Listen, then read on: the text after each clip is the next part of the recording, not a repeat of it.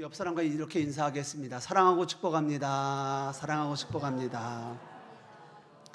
우리 한 번 더 인사하겠습니다. 새해 복 많이 받으세요. 새해 복 많이 받으세요. 오늘은 부활의 능력으로 일어나라 라는 제목으로 함께 말씀 나누고 싶습니다. 사도행전 9장은요, 우리가 잘 아는 사도 바울이 예수님을 만나고 회심하게 되는 사건을 기록합니다. 잘못된 자기의 신념을 가지고 또 진리이신 예수님을 부정하고 교회를 박해하던 자가 사울이었습니다. 그런 자가 다메섹을 가는 도상에서 부활하신 주님을 만나고 변화가 됩니다. 핍박자였던 그가 전도자가 된 것이죠. 여러분, 이렇게 예수님을 만나고 부활의 능력으로 일어나게 되면 우리의 삶은 반드시 바뀌게 됩니다. 거듭나게 되는 거죠. 그리고 이 놀라운 부활의 능력이요, 오늘 본문에서도 동일하게 일어나고 있습니다. 오늘 본문에서는 사도 베드로가 나오는데요, 사울에게 이런 놀라운 일이 일어나고 있는 그 동안에 사도 베드로에게 어떠한 일이 일어나고 있었는가라는 것을 우리에게 보여줍니다. 오늘 말씀에는 부활의 능력으로 일어나는 두 가지 사건을 우리에게 보여줍니다. 하나는 중풍병자였던 애니야가 일어나는 거고요, 또 하나는 죽었던 다비다가 다시 살게 되는 것입니다.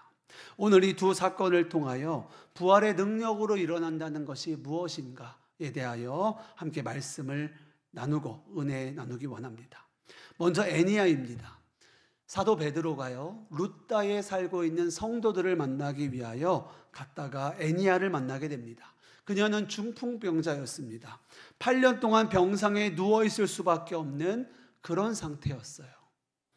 여러분, 말이 8년이지 병상에 누워만 있는 애니야, 그리고 애니야를 옆에서 도와야 하는 가족들, 그들의 마음과 심정이 어땠겠습니까? 이 세월은요, 말할 수 없는 고통과 절망의 기간이었을 겁니다.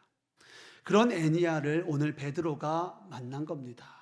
그리고 이때 베드로가 그녀에게 애니야야 일어나라 선포합니다. 우리 말씀 읽어보겠습니다. 본문 34절입니다.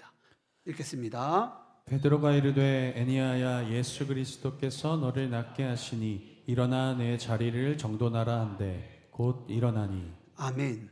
아마도 베드로의 마음 가운데 예수님께서 애니야를 일으키실 것이라는 믿음이 있었던 것 같습니다. 그 확신을 가지고 베드로는 선포합니다. 예수 그리스도께서 너를 낫게 하시니 애니야야 일어나라. 그때 무슨 일이 일어납니까? 예수님의 그 부활의 능력으로 말미암아 8년 동안 중풍병으로 누워있던 애니야가 일어나게 된 줄 믿습니다. 자, 8년 동안 누워있던 그녀가 일어난 거예요. 여기서 성경을 많이 읽어보신 분들은 복음서에서도 이와 비슷한 이야기가 있음을 우리가 생각하게 됩니다. 누굽니까? 38년 된 병자가 일어나는 거예요. 예수님이 제자들과 함께 예루살렘에 있던 베데스다 연못으로 가시게 됩니다.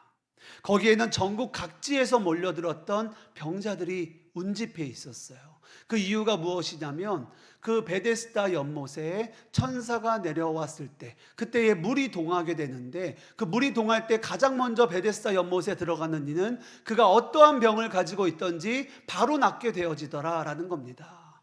그래서 전국 각지에서 수많은 병을 가지고 있는 많은 사람들이 베데스다 연못에 와서 있는 거예요. 그리고 물이 동하기만을 기다리고 있는 겁니다. 그때에 예수님께서 한 병자를 찾아가시는데 그가 38년 된 병자였습니다. 그리고 그에게 물으십니다. 내가 병이 낫기를 원하느냐? 그때에 그가 이렇게 말합니다. 제가 너무나 가고 싶지만, 너무나 들어가고 싶지만, 너무나 고침받고 싶지만 방법이 없습니다. 도리가 없습니다. 그렇게 주님께 하소연하죠. 말씀 읽어보겠습니다. 요한복음 5장 6절과 7절입니다. 예수께서 그 누운 것을 보시고 병이 벌써 오래된 줄 아시고 이르시되 내가 낫고자 하느냐?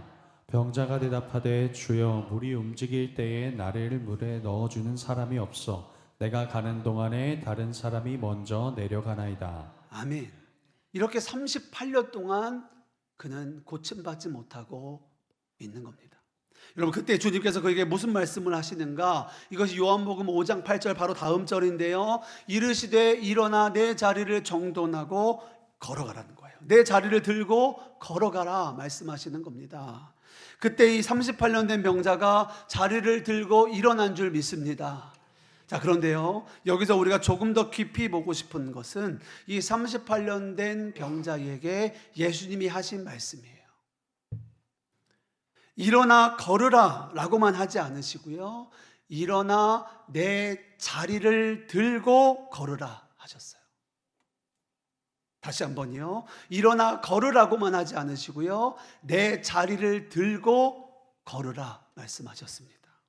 여기서 자리를 들다 할 때 쓰인 이 자리라는 말은요, 원어로 보면 야전 침대입니다.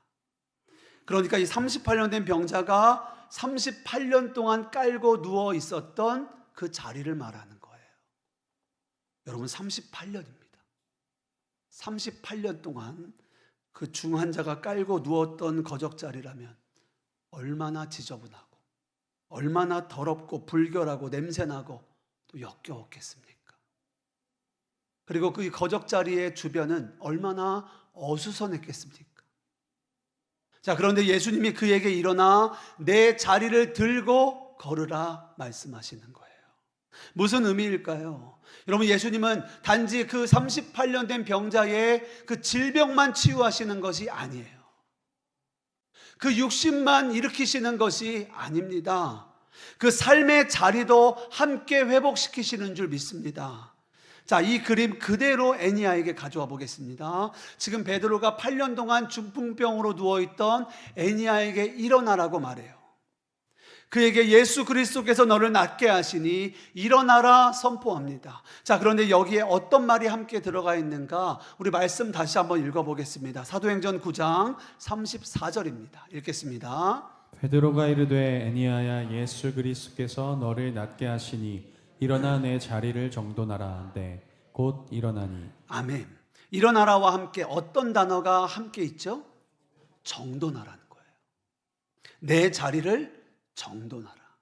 여러분, 그렇습니다. 부활의 능력으로 일어나게 된 사람은요, 자리를 정돈하게 되는 거예요. 사랑하는 여러분, 오늘 하나님께서 중풍병자였던 애니야를 부활의 능력으로 일으키십니다. 이 사건을 통하여 우리에게 말씀하시는 것은요, 자리를 정돈하라는 거예요. 자리를 정돈하고 일어나라는 겁니다. 무엇을 통해서요? 부활의 능력으로. 여러분, 신앙이 뭘까요? 신앙을 한마디로 말하면요, 삶이 정돈되는 겁니다. 죄로 인하여 더럽고 혼란하고 헝클어졌던 우리의 삶의 자리가 예수 십자가의 그 부활의 능력으로 말미암아 깨끗하여질 뿐만이 아니라 정돈되어지는 겁니다. 어수선했던 삶의 자리가 주님을 중심으로 온전하게 되는 거예요. 바르게 세워지는 겁니다. 분노에 휘둘렸던 사람이 성품에 온유하여집니다. 낭비가 심했던 사람이 절제하게 됩니다. 방황했던 사람이 길을 찾습니다. 우선순위가 뒤죽박죽이었던 사람이 인생의 그 진리 안에서 하나님의 나라와 그의 의를 먼저 구하는 삶으로 변화되는 거예요. 여러분, 이것이 부활의 능력으로 일어나는 것입니다.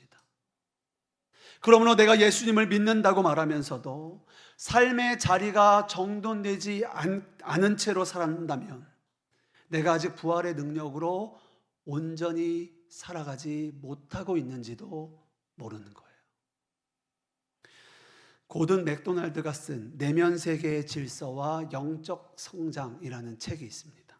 안 읽어보신 분들은요, 꼭 한번 읽어보시기 바랍니다.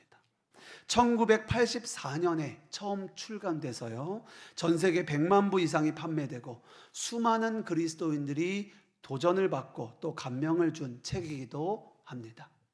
이 책의 가장 주된 질문은 이것입니다. 여러분의 삶에 쫓기고 살아가고 있습니까? 아니면 부르심을 따라 살아가고 있습니까? 라는 커다란 주제를 가지고 시작부터 마지막까지 끌고 가는 거예요. 저자인 고든 맥도날드가 책에서 이런 이야기를 합니다. 자신은 쫓겨다니는 사람이었다는 거예요. 겉으로는 큰 교회에 나름대로 성공한 것처럼 보이는 목회자였습니다. 분주한 삶을 살았지만 성취도 있었고, 그리고 사람들의 인정도 받았습니다. 그러나 어느 날 자신의 내면을 돌아보니까요, 완전히 무너져 있더라는 거예요. 바쁘고 성취 지향적인 경쟁사회 속에서 그는 점점 지치고 점점 매몰되고 점점 중심을 잃어가고 있었던 거예요. 여러분, 우리의 삶이 왜 지치고 왜 쫓기고 왜 무너지고 왜 흔들리는지 바로 아셔야 합니다. 우리 내면의 질서가 흐트러져 있기 때문에 그래요. 무너져 있는 겁니다. 내면 세계의 질서가 흔들리기 때문에, 정돈이 되어 있지 않기 때문에 그런 거예요. 그러면 우리가 이 세상을 살아가며 놓치지 말아야 할 것은 무엇입니까? 내 자리를 정돈해야 되는 거예요. 하나님과의 친밀한 교제의 시간이 필요한 겁니다. 삶의 환경과 일상이 정돈할 시간이 있어야 하는 거예요. 그래서 고든 맥도날드는요, 우리의 연약함을 보강하기 위하여 시간을 따로 떼어두어야 한다라고 말합니다. 내면 세계의 질서를 정돈하라는 거예요. 거기에 영적인 성장이 있다는 겁니다. 그래야 우리가 주님의 부르심을 따라 살아갈 수 있다는 거예요. 그런데 정작 우리의 삶은 어떻습니까? 우리가 바빠지면은요, 가장 먼저 빼고 내려놓는 것이 주님과의 시간입니다. 우리가 하나님 앞에 서서 하나님 앞에 정돈해야 하는 시간을요, 우리는 너무나 쉽게 뒤로 미루거나 하지 않는 거예요. 여러분, 우리가 예수님의 사람으로 이 세상을 살아가기 위해서는요, 반드시 우리 내면 세계의 질서를 정돈하는 시간이 필요합니다. 주님과의 시간을 가지셔야 돼요. 우리의 부르심은요, 더 많은 일을 하는 것이 아닙니다. 성공을 하는 것이 아니에요. 삶의 올바른 질서가 정돈되어 세워지는 것에서부터 시작합니다. 그리고 하나님의 뜻과 부르심을 이 땅 가운데 이루어가는 거예요. 마찬가지입니다. 예수님의 십자가 그 부활의 능력으로 주님이 우리를 살리시고 일으키셨습니다. 그리고 주님이 우리에게 자리를 정돈하라고 하세요. 일어나는 것은 은혜이고요, 정돈하는 것은 순종입니다. 버려야 할 것은 버리고요, 끊어내야 할 것은 끊어내셔야 합니다. 이것들을 그냥 둔 채로 부활의 능력으로 일어설 수 없는 거예요. 이것을 그냥 그대로 둔 채로 주님을 따를 수 없는 거예요. 꼭 기억하십시오. 부활의 능력은 반드시 우리를 일으킬 뿐만 아니라 새로운 질서로 들어가게 합니다. 이전의 삶은 벗어 던지고 새롭게 거듭난 삶을 살게 하는 거예요. 우선순위가 바로 세워지고 삶이 단순해지고 복잡했던 마음이 정리됩니다. 그래서 우리가 부활의 능력으로 세워지면 세워질수록 우리의 삶은 더욱 정확해지고 분명해지고 심플해집니다. 왜냐하면 중심이 하나로 모이기 때문에 그래요. 만약 지금 여러분의 삶이 무질서하게 느껴지고 있다면, 내가 끌려가고 있는 것처럼 느껴진다면 어딘가 중심이 흐트러져 있는 거예요. 그 중심을 하나님께 두셔야 합니다. 하나님 안에서 여러분의 내면의 질서를 세우셔야 돼요. 그렇다면 우리가 어떻게 우리의 삶을 질서 있게 정돈할 수 있을까요? 어떻게 우리는 주님의 뜻을 따라 살 수 있을까요? 말씀과 기도입니다. 말씀과 기도로 거룩하여지는 거예요. 아침에 말씀을 묵상하면서 하루를 시작하고 그 하루 그 말씀을 붙들고 살아내 보십시오. 그 순종하는 거예요. 그 말씀에 순종하는 겁니다. 하루의 시작을 기도로 시작하고 하루를 돌아보며 기도로 하루를 마무리해 보세요. 우리의 삶은 반드시 거룩하게 정돈되어집니다. 우리가 부활의 능력으로 살게 되어지는 거예요. 사랑하는 여러분, 말씀이 우리의 삶의 기준이 되어야 합니다. 말씀을 가까이 하지 아니하고 어떻게 이 흔들리는 세상 가운데 중심을 잡겠습니까? 기도하지 않고도 어떻게 우리의 삶이 바로 설 수 있겠냔 말이에요. 사랑하는 여러분, 부활은 단지 죽었다가 다시 사는 사건이 아닙니다. 무질서한 인생 가운데 질서가 잡히는 거예요. 흔들리던 중심이 십자가 위에서 세워지는 사건이 부활입니다. 오늘 주님이 우리에게도 말씀하십니다. 일어나라는 거예요. 부활의 능력으로 일어나라는 거예요. 내 자리를 정돈하라는 거예요. 이 시간 축복합니다. 부활의 능력으로 삶의 자리가 정돈되어지는 저와 여러분 되시기를 주님의 이름으로 축복합니다. 다음 두 번째 부활의 능력으로 일어난 또 한 사람은요, 다비다입니다. 다비다는 예수님을 믿는 사람이었고요, 선행과 구제가 많았다라고 성경은 말합니다.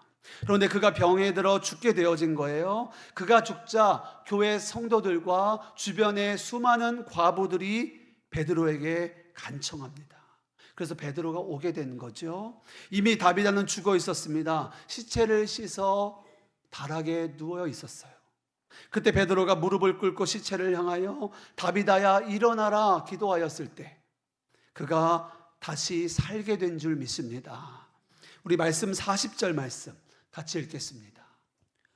베드로가 사람을 다 보내놓고 무릎을 꿇고 기도하고 돌이켜 시체를 향하여 이르되 다비다야 일어나라 하니 그가 눈을 떠 베드로를 보고 일어나 앉는지라. 아멘. 성경에 보면은요, 죽었다 다시 산 경우가 7번이 나옵니다. 예수님이 셋, 그리고 엘리야, 엘리사, 베드로, 바울이 하나씩입니다. 그 중에 하나가 오늘 다비다예요. 죽었던 사람이 다시 살았습니다. 이것이 얼마나 놀라운 역사입니까? 그런데 오늘 본문은요, 그저 죽은 자가 다시 살아났다, 이 놀라운 기적만 이야기하는 것이 아닙니다. 이 부활의 기적을 통하여 우리가 부활의 능력으로 일어나는 것이 무엇인가를 우리에게 분명하게 보여주고 있습니다. 여기서 먼저 한 가지 짚고 넘어가고 싶은 것은요, 죽음과 부활에 대한 거예요. 제가 부활의 사건이 성경에 총 7번 나온다고 말씀드렸죠. 이 말은 반대로 말하면 대부분의 사람은 죽음에서 끝이 났다는 거예요. 엘리야 시대에도 많은 과부가 있었지만 사렙과 과부가 살았습니다. 엘리사 시대에도 수많은 가정이 있었지만 수넴 여인의 아들이 살았습니다. 예수님 당시에도 수많은 장례가 있었지만 다 살아난 것 아닙니다. 나사로와 야이로의 딸이 살았고요, 나인성 과부가 살았습니다. 왜일까요? 왜 이들이 다시 살게 된 걸까요? 하나님은 이들을 통하여 부활의 능력을 우리에게 보이시는 거예요. 죽은 자가 다시 살아난 사건은요, 그 자체가 목적이 아닙니다. 모든 생명의 주권이 하나님께 있음을 우리에게 보여주는 거예요. 그리고 예수 그리스도의 그 권세를 드러나는 그 계시적 사건이 바로 부활의 기적 사건인 겁니다. 하나님은 부활한 이들을 통하여 죽음이 끝이 아니다라는 사실을 우리에게 분명하게 보여주고 있습니다. 그리고 동시에 부활은 예수 그리스도 안에 있음을 우리로 알게 하시는 거예요. 여러분, 모든 사람은 죽습니다. 우리 중에 죽음을 피할 수 있는 사람은 아무도 없어요. 방금 말한 7명도요, 지금은 다 죽었습니다. 그러나 믿음 안에서 죽는 사람은 다른 거예요. 하나님은 이 부활의 사건을 통하여 모든 믿음 안에서 주어지는 부활을 우리에게 보여주시는 겁니다. 예수님 말씀하셨습니다. 내가 부활이요 생명이시라는 거예요. 말씀 읽어보겠습니다. 요한복음 11장 25절 26절입니다. 예수께서 이르시되 나는 부활이요 생명이니 나를 믿는 자는 죽어도 살겠고 무릇 살아서 나를 믿는 자는 영원히 죽지 아니하리니 이것을 내가 믿느냐. 아멘. 제가 지난 목요일에 장례식장에 다녀왔습니다. 제가 그 장례에서 운구도 좀 도왔는데요, 제가 관을 옆에서 이렇게 들고 운구를 하면서 이런 생각을 했습니다. 나도 언젠가 이 관에 들어가겠지. 그리고 그때 누가 내 장례식에 찾아오고 내 관을 옆에서 들어줄까, 이런 생각을 좀 했어요. 여러분, 장례식에 가면 운구가 제일 앞에 이제 가고요, 그리고 그 뒤를 사람들이 따라갑니다. 지금 이 관의 뒤를 따라오는 사람들처럼 우리는 다 이렇게 죽음으로 나아가고 있지, 이런 생각을 제가 좀 하게 됐어요. 여러분, 우리도 언젠가 다 그 관에 들어갈 겁니다. 그리고 화장장으로, 무덤으로 들어가게 됩니다. 그게 이 땅에서의 마지막이에요. 그런데 예수 그리스도를 믿는 이들에게는요, 죽음이 끝이 아니죠. 믿음 안에서 죽는 자에게는 부활과 영생이 있는 줄 믿습니다. 그렇습니다. 죽음을 이기신 예수님이 부활의 첫 열매가 되셨어요. 예수님이 죽음을 이기시고 부활하신 것처럼 우리도 부활하는 거예요. 그리고 주님과 함께 영생하도록 사는 겁니다. 다시 말씀으로 돌아가서요, 오늘 우리가 죽었다가 다시 산 다비다의 이야기를 통해서 살펴보고 싶은 것은요, 부활의 삶을 살아간 그녀의 삶이에요. 오늘 본문 36절에 보면 그녀를 여제자라고 말하고 있습니다. 당시는 철저하게 남성 중심 사회였습니다. 교회도 마찬가지였어요. 그런 시대 가운데 여성인 다비다를 일컬어 제자라 부르는 것은요, 아주 특별한 일에 속하는 겁니다. 그리고 그녀는요, 헬라파 유대인이었던 것 같아요. 성경은 그녀를 소개하며 히브리식 이름인 다비다와 함께 헬라식 이름인 도르가란 이름을 함께 말하고 있기 때문에 그렇습니다. 그런데 저희가 좀 더 살펴보고 싶은 부분은요, 여제자 다비다에 대한 후속 설명이에요. 우리 본문 36절 말씀 같이 읽겠습니다. 욥바에 다비다라 하는 여제자가 있으니 그 이름을 번역하면 도르기라. 선행과 구제하는 일이 심히 많더니. 아멘. 성경은 다비다를 소개하면서요, 선행과 구제하는 일이 많았다라고 하는데, 그냥 많았다고 하지 않고 뭐라고 말합니까? 심이 많았다라고 말하고 있어요. 여기서 심이 많다라는 것은요, 적정한 정도를 넘어선 것을 말하는 거예요. 여러분, 말이 심이 많다, 이건 그냥 말이 많은 정도가 아니라요, 비정상적으로 많은 걸 말하는 거예요. 다른 사람의 말을 할 수 없을 정도로 말이 많은 사람을 말이 심이 많다라고 말합니다. 고통이 심이 크다는 것은요, 고통의 정도가 한계를 넘어섰다는 것을 말하는 거죠. 따라서 다비다가 선행과 구제가 심이 많다라고 하는 것은요, 그 정도가 적정한 정도를 넘어섰다라는 것을 말하는 거예요. 여기서 심이 많다라고 번역된 이 단어는요, 원어가 플레레스라는 헬라어 단어입니다. 이 단어를 원어적인 의미로 하면 충만하다라는 말이에요. 근데 그냥 충만이 아니라 더 정확하게는 가득 찬 상태를 넘어서 계속하여 흘러 넘치는 상태가 플레레스예요. 충만하여 흘러 넘치는 겁니다. 그러니까 이 뜻 그대로 36절을 해석하면 어떻게 되냐면요, 다비다가 플레레스하여 선행과 구제하는 일을 하였다는 거예요. 여러분, 다비다의 구제와 선행이 얼마나 심이 많았는가 엿볼 수 있는 장면이 바로 이어지는데요, 다비다가 죽었을 때 욥바에 사는 수많은 과부들이 그녀를 위하여 울고 있더라라는 겁니다. 근데 그냥 울고만 있는 게 아니라요, 다비다가 생전에 과부들에게 만들어준 속옷과 겉옷을 베드로에게 보여주는 거예요. 이 당시에 속옷과 겉옷은요, 단순히 몸에 걸치는 의복이 아닙니다. 재산이에요. 2000년 전 가난하고 물자가 귀했던 이스라엘에서 속옷과 겉옷은 일종의 재산입니다. 예수님의 말씀이 그 좋은 예인데요, 너를 고발하여 속옷을 가지고자 하는 자에게 겉옷까지도 가지게 하라, 예수님이 말씀하셨었죠. 당시에는요, 사람들이 빌려준 돈을 되돌려받지 못할 때 채무자의 옷을 담보로 가져갔던 거예요. 옷을 되돌려 받았을 때의 그 옷을 돌려준 겁니다. 그러니까 옷이 곧 재산이었던 거예요. 자, 그런데 오늘 다비다가 한두 사람이 아니라요, 그 많은 과부들이 다비다로부터 속옷과 겉옷을 받았다는 겁니다.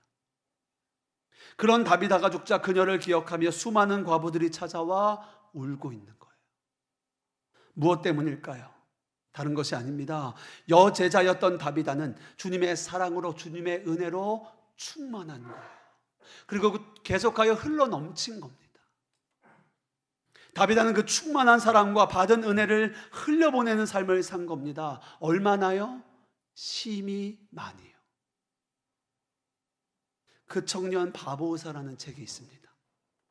지금은 죽은 안수연 씨에 대한 책이에요. 그는 서울대 의대를 졸업했습니다. 편안한 길을 갈 수 있었습니다. 그러나 그는 돈이 아니라 명예도 아니라 생명을 택했습니다. 편안함이 아니라 섬김을 택했어요. 누군가 나를 필요로 할 때 자신의 시간을 내어주고 누군가의 필요가 보이면 그 필요를 채워주었습니다. 일과가 끝나고 자신이 돌보는 환자를 일일이 찾아가 잠들어 있는 그 환자의 머리맡에서 그들을 위하여 간절히 기도합니다.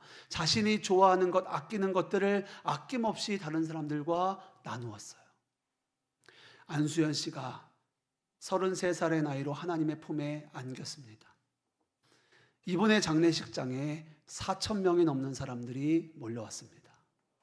의사들, 간호사들, 병원 직원들, 교회 선후배들, 군인들, 병원 청소하시는 분들, 식당 아주머니들, 간병하시는 도우미들, 매점 앞에서 구두 닦는 분까지 안수연 씨의 죽음을 슬퍼하며 모였어요. 그 한 분 한 분에게 안수연 씨가 흘려보낸 사랑의 이야기들이 있었습니다. 매점 앞에서 구두 닦았던 그분은 이렇게 안수연 씨를 기억합니다. 그 어느 누구도 자신에게 이렇게 허리를 숙여 인사하는 이가 없었다는 거예요. 여러분, 왜 그렇게 많은 사람들이 울었을까요? 그가 대단했을까요? 아닙니다. 그는 단지 충만하여서 흘러넘치는 삶을 산 거예요. 오늘 여제자 다비다도 마찬가지입니다. 성경은 그녀가 부자였다고 말하지 않습니다. 그녀의 가문이 유력한 가문이었다고도 말하지 않아요. 다만 이렇게 말합니다. 선행과 구제하는 일이 심히 많은지라. 그는 여제자였더라. 그녀는 충만했습니다. 그리고 흘러넘쳤습니다. 여러분, 이것이 부활의 능력 두 번째입니다. 흘러넘치는 삶을 사는 거예요. 충만하여져서 흘러넘치는 겁니다. 돈이 많다고 잘 나누는 거 아닙니다. 가진 것은 많아도요, 나누는 것에 인색한 사람 세상 얼마나 많은데요. 문제는 소유가 아닙니다. 얼마나 가졌느냐가 아니에요. 내가 얼마나 충만하냐예요. 그 충만함으로 내가 얼마나 흘려보내고 있느냐입니다. 세상은 우리에게 너가 더 가지라고, 너가 더 누리라고 말합니다. 그러나 우리 주님은 그렇게 말씀하지 않으십니다. 너가 충만하여져서 흘려보내라는 거예요. 이웃에게, 세상으로 받은 은혜를 흘려보내고, 받은 사랑을 흘려보내고, 받은 용서를 흘려보내라는 거예요. 여러분, 흘려보내면 내 것이 줄어들까요? 아닙니다. 더 충만하여지는 것이 플레레스입니다. 하나님 나라의 충만이에요. 내가 흘려보낼수록 내가 더 충만하여지는 거예요. 하나님이 나를 통하여 더 흘려보내실 수 있도록 나를 더 충만하게 하시는 것이 하나님 나라의 플레레스입니다. 오늘 다비다는 부활의 능력으로 살았습니다. 그래서 성경은 그녀를 단순히 선한 여인이라고 하지 않고 여제자라고 칭하고 있습니다. 제자는 주님을 따르는 사람입니다. 죽음을 이기신 예수님의 그 부활의 능력으로 일어나 살아가는 사람이 제자인 거예요. 여러분, 그녀가 죽었다 다시 살았습니다. 다시 살아났을 때 그녀의 삶이 어떻게 됐을까요? 조용히 숨어 살았을까요? 이제는 좀 아껴야지, 내가 좀 누려야지 하면서 움켜쥐었을까요? 아닐 것 같습니다. 부활을 경험한 사람은요, 부활의 능력으로 살게 되는 거예요. 왜 살아야 하는지, 누구를 위하여 살아야 하는지, 무엇을 위하여 살아야 하는지가 분명해지는 겁니다. 선명해지는 거예요. 부활을 경험한 다비다는 더 담대해졌을 겁니다. 더 아낌없이 사랑하고 더 넘치도록 흘려보냈을 거예요. 왜요? 그녀는 부활의 능력으로 일어났기 때문인 줄 믿습니다.